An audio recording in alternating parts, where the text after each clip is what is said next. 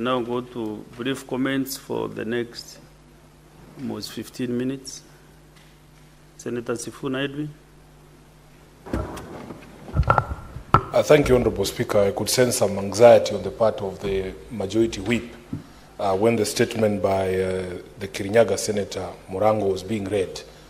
It is as though he didn't want us to have opportunity to speak about the social health authority issues, Honorable Speaker, because the chairperson of that rural hospitals, private hospital association, is a young man I schooled with. He's called Lishenga. He was my candidate for Senate in Kakamega under the ODM ticket. And he has done a fantastic job representing those rural hospitals, Honorable Speaker, and he has informed me that although they have suspended hostilities for now, there are issues that still abound. Honorable Speaker, we at the County Public Accounts Committee had the opportunity to sit with the Auditor General on Tuesday when she appeared before our committee, and this is a matter of great national interest, so that colleagues should not appear to want to gag members when they are discussing a matter that is in the public domain. Honorable Speaker, one of the issues that, some of the issues that emerged from the meeting with the Auditor General is that there are a lot of questions to be asked about the way that we have rolled out the social health insurance scheme. Honorable Speaker, she has singled out a few issues, and I want to mention them. Number one, being unbudgeted procurement and competitive procurement. Very many things, including unfavorable clauses to the people of Kenya. I heard the President, I think he was speaking in Malava, saying that in this procurement there were no public resources used. I don't know how the President defines public resources, because, Honorable Speaker, the Auditor General has flagged that in that contract for the digital system, the owner of the system, who is not even the government, is a private consortium, takes 2.5% of my monthly contribution.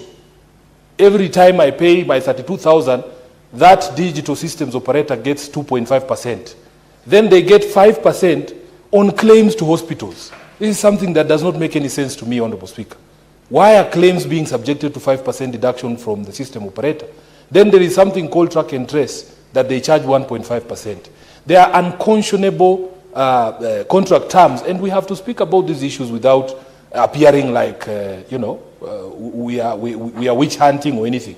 So I want to assure the President that Sifuna's money is also defined as public money.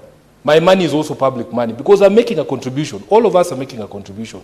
And if the system operator is getting money from there, it means, therefore, that these 104 billion shillings that we are using to procure this system is actually public money.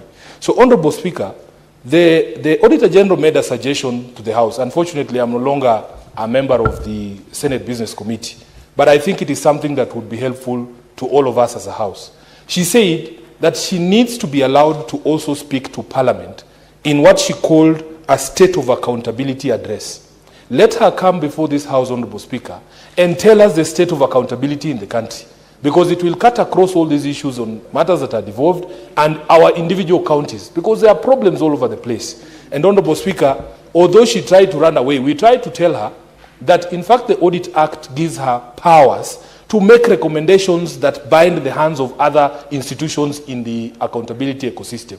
Because according to her, she says that it is now the responsibility of Parliament, after she has said that there were 4 material breaches of the law in the procurement of the system for SHA, that it is now up to us to make recommendations. But the Audit Act also asks her to make recommendations. If they are saying that Parliament is the weak link in the accountability ecosystem, that we can be compromised, or that somehow her recommendations never see the light of day, let her tie Parliament's hands by saying, in these 4 breaches of the law in procurement of this system, the following officers at SHA are responsible. The following PSs, the following cabinet secretaries should be held to account. And that way, if we as a House want to change her recommendation, we will be the ones to explain to the public why we are letting thieves go. I thank you, Honorable Speaker.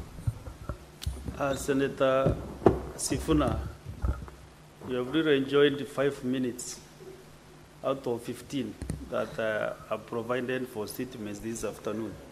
So I think I did not give the time allocation when you started, but any other senator should take just 2 minutes to make a brief comment.